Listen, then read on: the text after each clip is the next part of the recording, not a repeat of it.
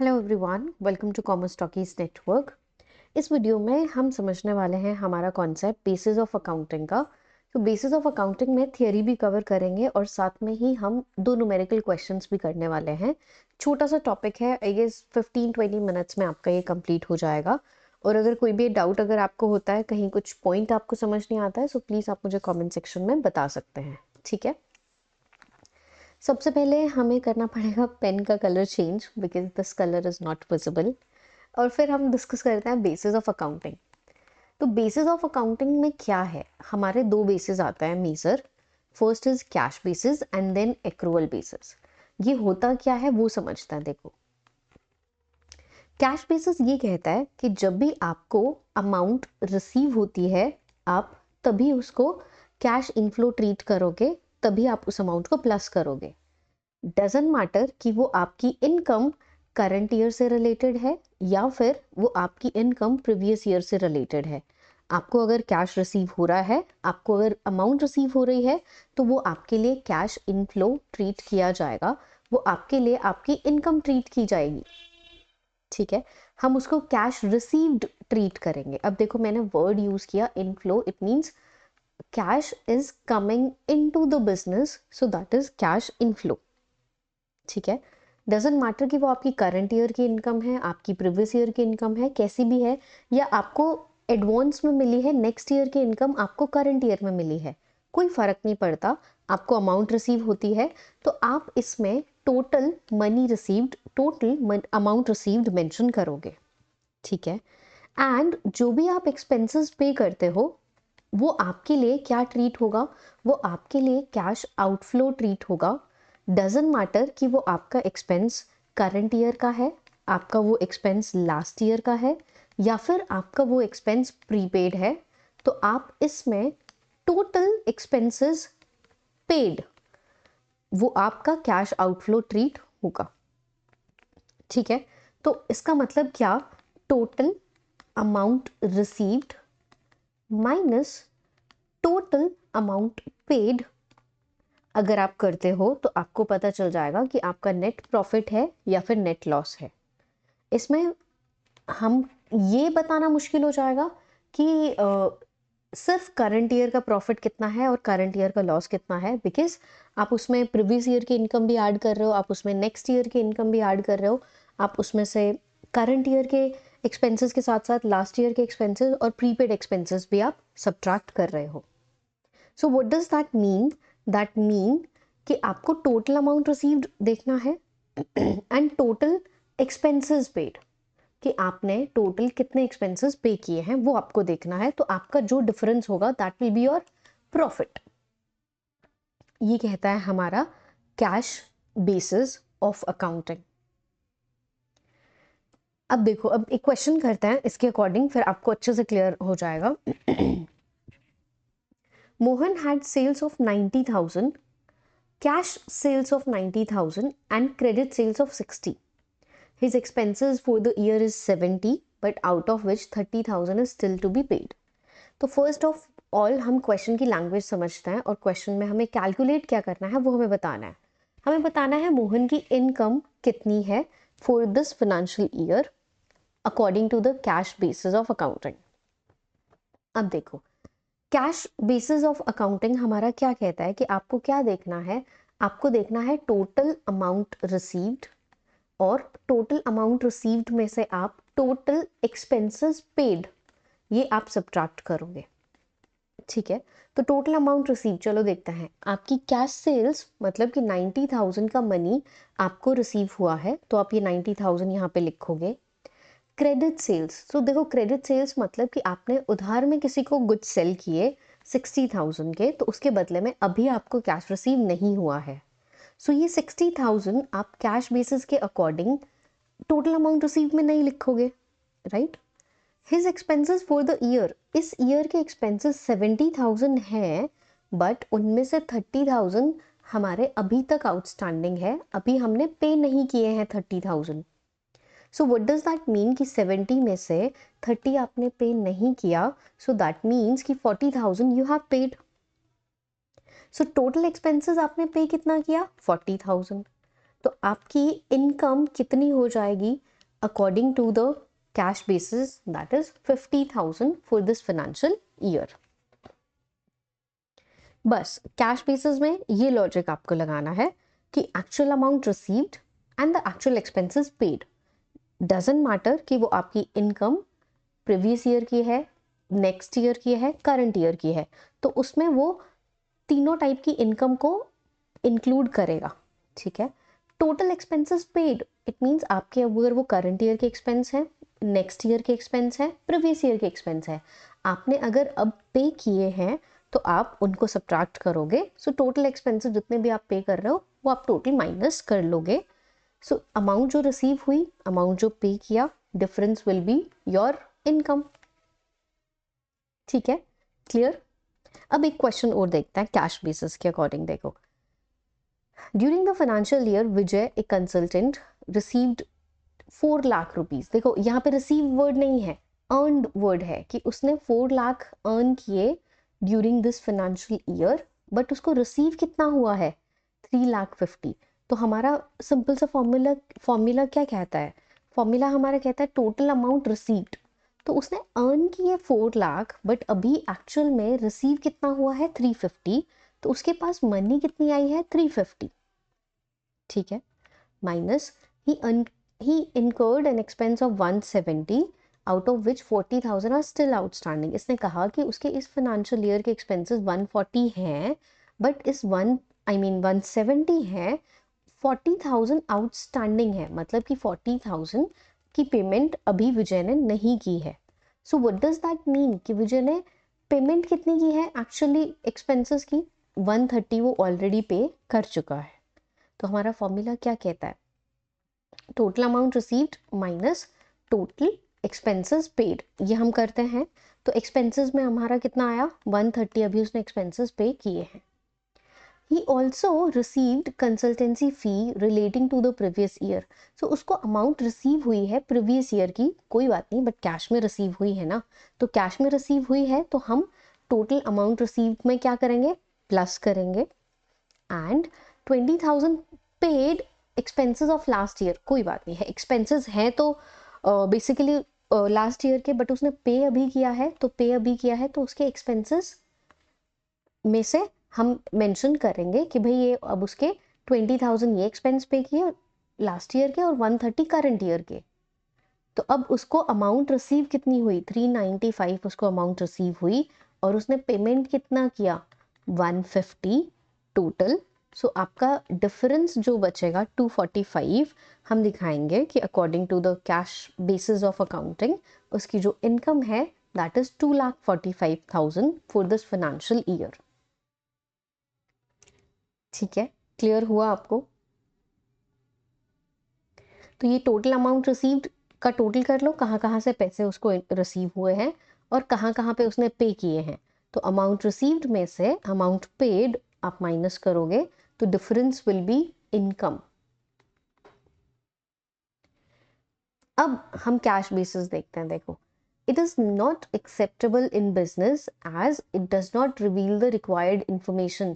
so why it does not reveal the required information, because देखो कि हमें last year का भी इंक्लूड कर रहे हैं, नेक्स्ट ईयर का भी इंक्लूड कर रहे हैं, तो हमें पता ही नहीं चलता है कि करंट ईयर की एक्चुअल इनकम कितनी है, बिकॉज वो आगे पीछे का भी इंक्लूड करके चल रहा है, तो वो फुल इंफॉर्मेशन रिवील नहीं कर रहा है।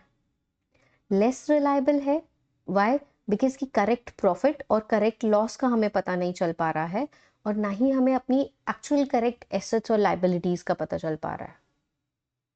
ये किन के लिए सूटेबल है, नॉट फॉर प्रॉफिट ऑर्गेनाइजेशंस के लिए, जो प्रोफेशनल्स हैं लाइक कि अकाउंटेंट्स, डॉक्टर्स, लॉयर्स और कंसल्टेंसी बिजनेस जिनका है कि भाई जब मनी रिसीव हुई तब आप रिकॉर्ड कर लो, और जब मनी आप पे कर रहे हो एक्चुअल में तब आप रिकॉर्ड कर लो, तो डिफरेंस आपका हो जाएगा इनकम। बट वो देखो कि ये हमें नहीं पता ना कि करंट ईयर की इनकम कितनी है, बिकॉज वो आगे और पीछे दोनों का इनकम और एक्सपेंस को इंक्लूड कर रहा है। ठीक है, हमारा मेन पॉइंट क्या है, जस्ट समझना। अब नेक्स्ट क्वेश्चन करते हैं। देखो, लेट्स सी कि सेम क्वेश्चन अगर हमें अब पहले हम क्वेश्चन नहीं, पहले हम कॉन्सेप्ट समझेंगे। अब हम कॉन्सेप्ट समझेंगे एक्रूअल बेसिस ऑफ अकाउंटिंग। अब ये एक्रूअल बेसिस क्या कहता है? एक्रूअल बेसिस फोकस करता है कि भाई आपको सिर्फ करंट ईयर पे फोकस करना है, ठीक है? करंट ईयर पे फोकस करना है तो मतलब कि आपकी करंट ईयर की इनकम आप लेकर चलोगे, उसमें से आप करंट ईयर के एक्सपेंसेस माइनस करोगे, ठीक है?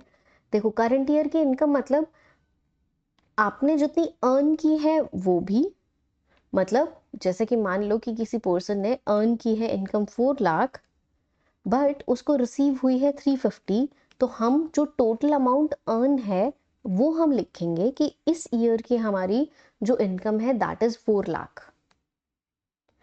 इट मीन्स कि चाहे आपको रिसीव हुई है या फिर अभी रिसीव नहीं हुई है, डजंट मैटर, आप करंट ईयर की टोटल इनकम लिखोगे। करंट ईयर की total income means the total income which has been earned by the person. Clear? तो हमें करंट ईयर की टोटल इनकम लिखनी है, तो इसका मतलब क्या हुआ कि उसमें आपकी अक्रूड इनकम भी आ जाएगी और प्लस उसमें आपकी income which is received for the current year, received for current year, तो ये भी आ जाएगी। तो अक्रूड इनकम भी होगी और जो आपको रिसीव हो गई है वो भी इंक्लूड आप करोगे। अब इसमें पॉइंट क्या है कि अब इसको थोड़ा सा हम अच्छे से रिप्रेजेंट करते हैं ताकि आपको पता चले कि income means what, I mean कि वो क्या क्या अमाउंट रिसीव में लेकर चलेगा। So income which is received in advance, इसका मतलब क्या हुआ कि जो नेक्स्ट ईयर की इनकम आपको अभी रिसीव हो गई है इसको आप इंक्लूड नहीं करोगे whenever you are calculating profit according to the accrual basis of accounting, because that is related to the next year, but अभी रिसीव हुई है तो उसका बेनिफिट आपको नेक्स्ट ईयर मिलेगा, तो कोई बात नहीं, हम उस इनकम को नेक्स्ट ईयर ही रिकॉर्ड करेंगे, तो वो अब की इनकम में आप रिकॉर्ड नहीं करोगे, ठीक है? Income which is accrued, so accrued income means which is earned but not received. तो हाँ, है तो हमारे इस करंट ईयर की, इस फाइनेंशियल ईयर की, तो चाहे हमें रिसीव नहीं हुई है बट है तो इसी ईयर की, तो इसको आप इंक्लूड करोगे अपनी इनकम में, ठीक है? Income which is received for current year, कि भाई करंट ईयर में आपको जो रिसीव हो गई है, तो ऑब्वियसली कि वो करंट ईयर की इनकम है और आपको कैश में रिसीव हुई है, तो इसको भी हम प्लस करके चलेंगे। तो मतलब ये अक्रूड इनकम और received for the current year, ये दोनों हम इंक्लूड करेंगे। Income received in advance include नहीं करेंगे बिकॉज वो नेक्स्ट ईयर से रिलेटेड है, तो करंट ईयर की इनकम में नहीं आएगी, ठीक है? अब बात करते हैं एक्सपेंसेस की। तो देखो, अगर आपके एक्सपेंसेस आउटस्टैंडिंग है, outstanding expenses means related to this year, ठीक है? Outstanding expenses of current year आपने अभी पे नहीं किए हैं बट है तो करंट ईयर के, तो ये आप एक्सपेंसेस में इंक्लूड करोगे। अगर आपके एक्सपेंसेस हैं करंट ईयर के, I mean current year expenses paid, तो आपके करंट ईयर के एक्सपेंस है आपने पे कर दिए, तो आप ये एक्सपेंसेस में इंक्लूड करोगे। बात करते हैं आपके prepaid expenses. Prepaid expenses means which is related to the next financial year, तो नेक्स्ट फाइनेंशियल ईयर के एक्सपेंसेस हैं, तो बेसिकली इनको हम रिकॉर्ड नहीं करेंगे, ठीक है? बिकॉज हम सिर्फ करंट ईयर के एक्सपेंसेस लेकर चलेंगे। अब एक पॉइंट आता है कि अगर आपने प्रीवियस ईयर के एक्सपेंसेस पे किए, expenses of previous year paid, तो देखो वो प्रीवियस ईयर के एक्सपेंसेस थे, तो इस साल की इनकम, इस साल के एक्सपेंस में आप उनको इंक्लूड नहीं करोगे। तो ये ध्यान रखना है, एक तो ये वाला point, this is important, this is important and this is important. अब इसमें भी एक आ सकता है कि इनकम, अगर आपको प्रीवियस ईयर की इनकम रिसीव अगर होती है तो वो इस साल वाली इनकम में नहीं आएगा बिकॉज वो प्रीवियस ईयर की इनकम है। सो टू द पॉइंट कि आपको income which is related to current year लेकर चलना है और आप उसमें से करंट ईयर के ही एक्सपेंसेस माइनस करोगे, चाहे वो एक्सपेंसेस ड्यू हैं या पेड है। करंट ईयर की इनकम चाहे वो अक्रूड इनकम है चाहे वो रिसीव्ड इनकम है, बट सिर्फ करंट ईयर की होनी चाहिए। तो ये हमें ध्यान रखना है एक्रूअल बेसिस के कॉन्सेप्ट में। ठीक है, अब क्वेश्चन करता है कि लेट्स से सेम क्वेश्चन अगर हमें एक्रूअल बेसिस के अकॉर्डिंग करना होगा तो हम कैसे करेंगे। मोहन के पास कैश सेल्स है 90 और क्रेडिट सेल्स है 60। तो देखो कि ये दोनों सेल्स हमारी करंट ईयर की है, तो मतलब करंट ईयर की सेल्स है, डजेंट मैटर कि आपकी कैश या फिर क्रेडिट, तो आप इन दोनों को ही करंट ईयर के इनकम में प्लस करोगे कि आपको 90,000 कैश मिल गया, 60,000 मिल जाएगा, बट है तो करंट ईयर का ही।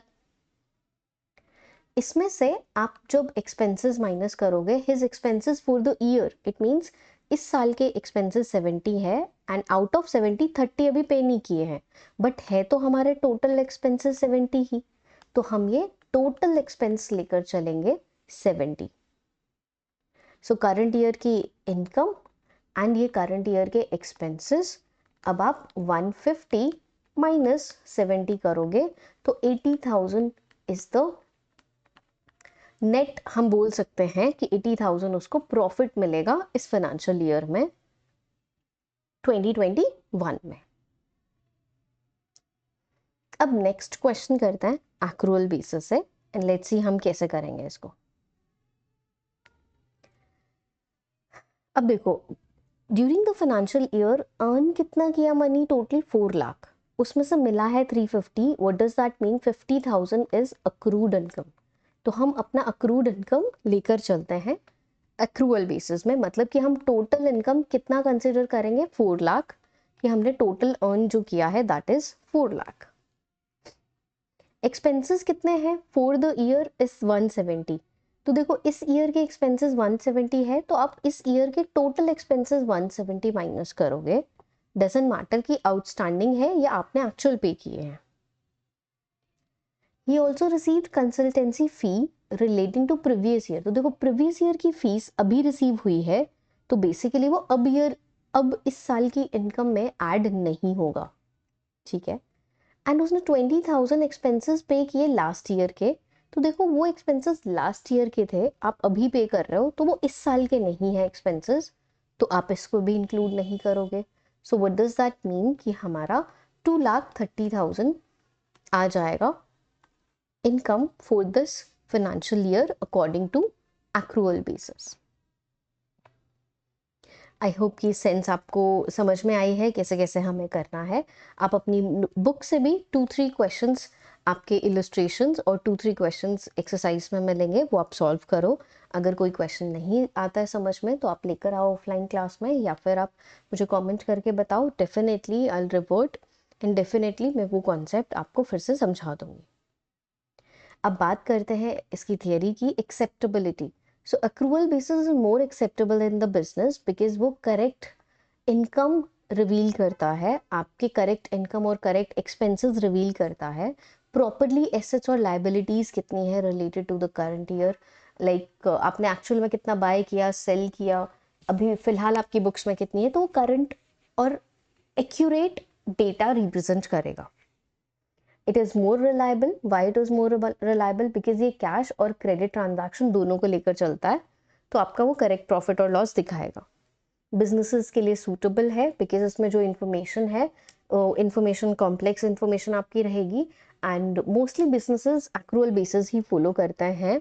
इवन जो हमने फाइनल अकाउंट्स बनाने समझे थे, तो फाइनल अकाउंट्स भी हम एक्रूअल बेसिस के पे ही बनाते हैं। वो कैसे, देखो जैसे कि हमने समझा हुआ है ना कि आउटस्टैंडिंग एक्सपेंसेस है, तो हम आउटस्टैंडिंग एक्सपेंसेस का ट्रीटमेंट क्या करते हैं कि आपने जितना पे किया है उसमें आप आउटस्टैंडिंग प्लस करके दिखाते हो, राइट। जैसे कि मान लो कि आपने 12,000 पे किया है अभी तक रेंट, बट 8,000 आउटस्टैंडिंग है, so what does that mean कि करंट ईयर का आपका पूरा एक्सपेंसेस 20, तो आप वो करंट ईयर का पूरा एक्सपेंस रिप्रेजेंट करते हो। ठीक है, देन दूसरी बार हम उसको लाइबिलिटी में दिखाता है कि 8,000 हमारे आउटस्टैंडिंग एक्सपेंसेस हैं, तो आप एक्रूअल बेसिस के अकॉर्डिंग पूरा रिप्रेजेंट कर रहे हो। और अगर आप कैश बेसिस यूज करते तो आप जस्ट 12,000 दिखाते कि भाई इस साल हमारे 12,000 का रेंट हमने पे किया, which is not true, because actual में पूरा एक्सपेंस तो आपका 20,000 का है।